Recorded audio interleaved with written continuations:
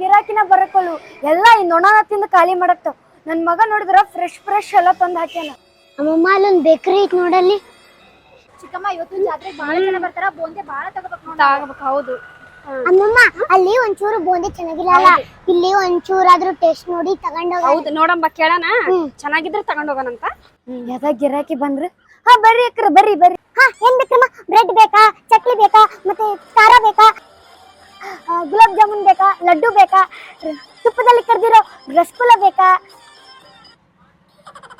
Aunty ನಮ್ಗೆ ಏನು ಬೇಡ, ಬರೀ ಬೋಂದೆ ಅಷ್ಟೇ ತಗೊಂಡೋಗ್ ಬಂದಿರೋದ್ ನಾವು. ಅಯ್ಯೋ ಹೌದಾ, ಎಷ್ಟು ಬೇಕು ಹೇಳ್ರಿ. ಅಲ್ಲಮ್ಮ ಸ್ವಲ್ಪ ಟೇಸ್ಟ್ ಕೊಡಮ್ಮ, ನೋಡ್ತೇನೆ ಹೆಂಗೈತಿ ಅಂತಂದು.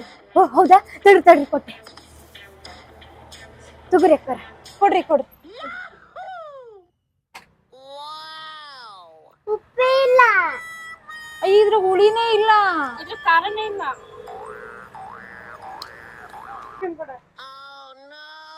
ಆಂಟಿ ಒಂದ್ ಸ್ವಲ್ಪ ಉಪ್ಪು ಖಾರ ಇದ್ದಿದ್ ಕೊಡ್ರಿ.